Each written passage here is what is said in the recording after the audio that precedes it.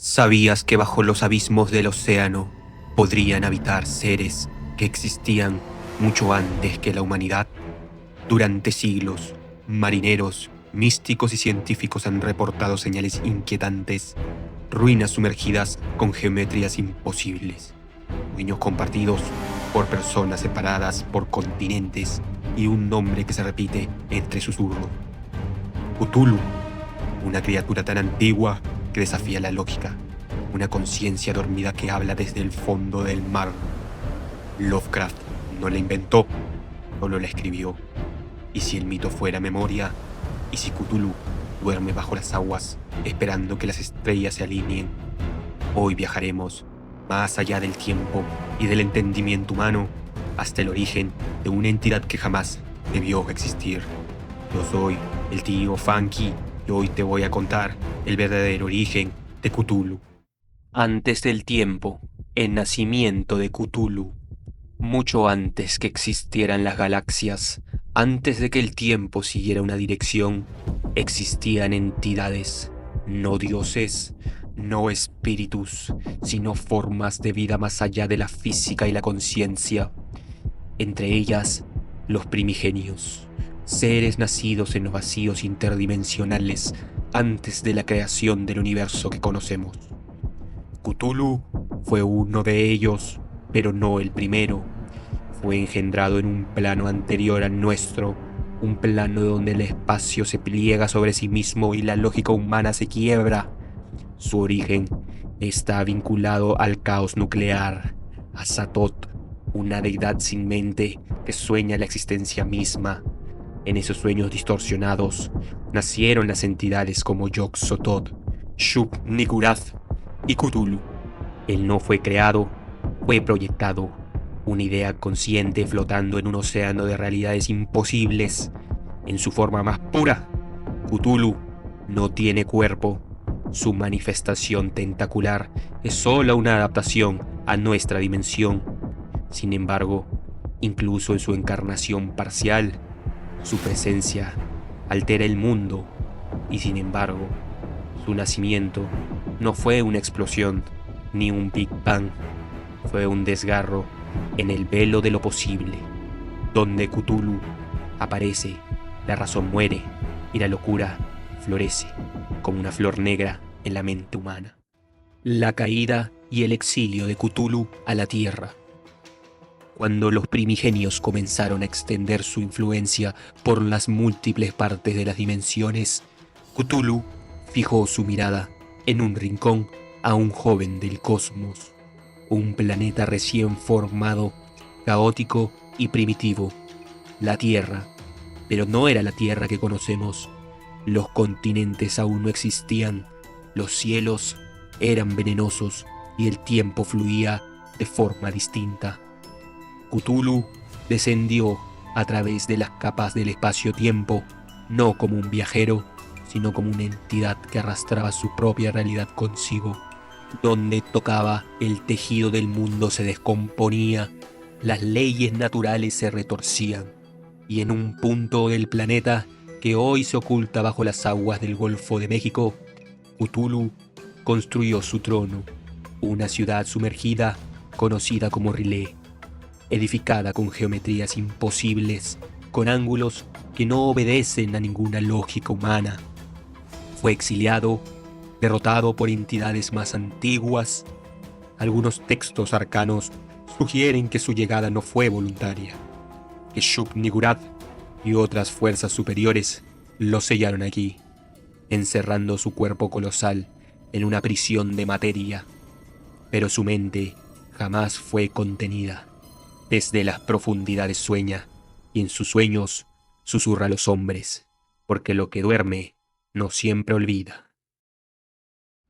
Los cultos de Cthulhu a lo largo de la historia, aunque su cuerpo duerme en las profundidades, la influencia de Cthulhu nunca desapareció. Desde tiempos inmemorables han existido cultos secretos que lo veneran como un dios o como un mensajero de los verdaderos dioses cósmicos. Tallados en piedra, en lenguas extintas, aparecen sus símbolos, tentáculos, ojos en espiral, estrellas negras. En la antigua Lemuria, en ruinas sumergidas del Pacífico Sur y en zonas oscuras del África prehistórica, se han encontrado rastros de rituales que llamaban su nombre aún antes de que el lenguaje humano existiera. En tablillas babilónicas se menciona un ser dormido en las aguas con voz de trueno y ojos de locura. En códices prohibidos medievales, monjes describieron visiones de una criatura que hablaba en sueños, ordenando construir templos con arquitecturas que desafiaban la razón. A lo largo de los siglos, distintas civilizaciones lo han llamado de formas distintas: el gran durmiente, el que llegó de las estrellas, el rey de las profundidades. Pero los signos son los mismos, y cuando los astros se alinean, los cultos despiertan. Bajo tierra, en islas remotas, en desiertos sin nombres, hombres, mujeres y criaturas híbridas repiten un cántico olvidado. En la casa de Riley, Cthulhu espera soñando, y sus seguidores esperan su despertar. El lenguaje onírico y la primera civilización. Lo que muchos no saben es que Cthulhu no solo influye desde el fondo del océano, su poder opera de forma más sutil a través de los sueños. Según los contextos de textos arcanos y ciertos estudiosos del ocultismo, existe un lenguaje anterior a todo idioma humano, un sistema de comunicación simbólica que se manifiesta en estados oníricos. No se habla ni se escribe, se experimenta. Este lenguaje se cree que proviene directamente de Cthulhu.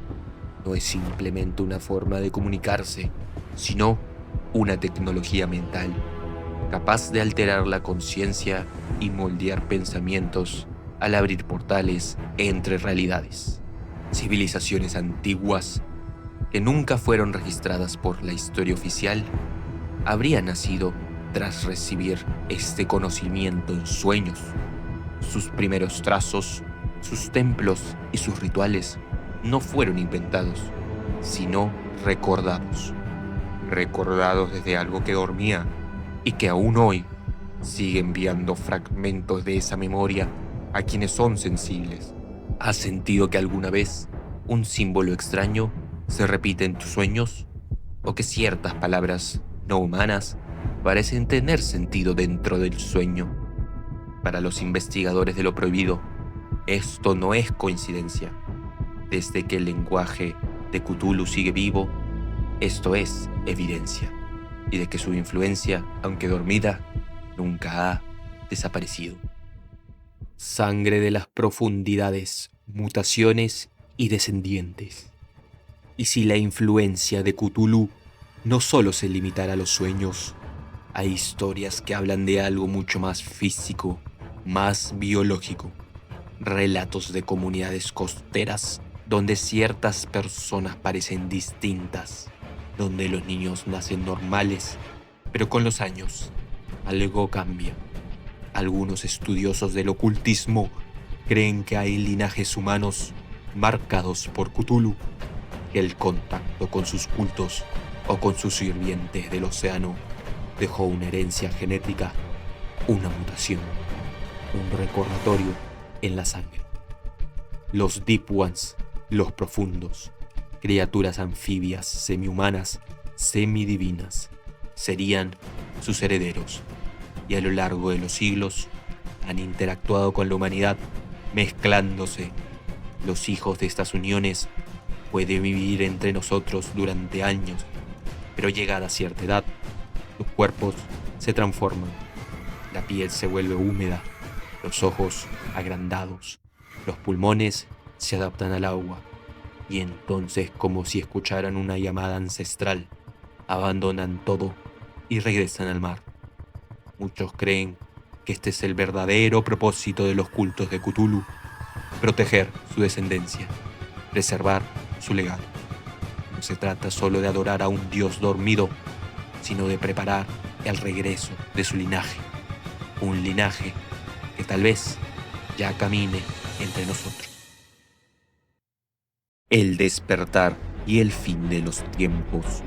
Y si todo lo que hemos contado hasta ahora no es solo pasado, sino advertencia, según algunos textos arcanos y fragmentos del Necronomicon, el sueño de Cthulhu no es eterno, es solo una pausa.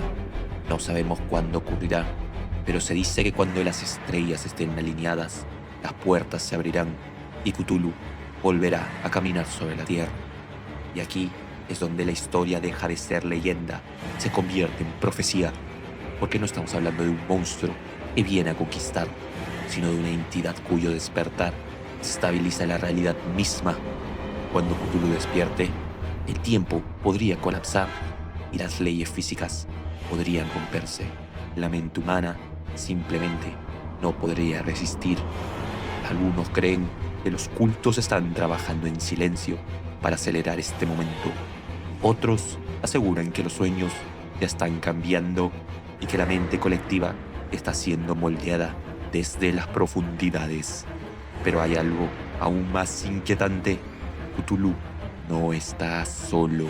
Y si su despertar es solo el principio, ¿qué pasará cuando las entidades que lo encerraron lo sigan? Y si este no es el final del mundo, sino el final del mundo como lo entendemos.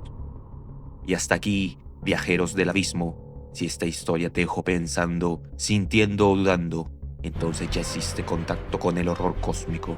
Yo soy el tío Funky y nos vemos en el próximo viaje a lo desconocido.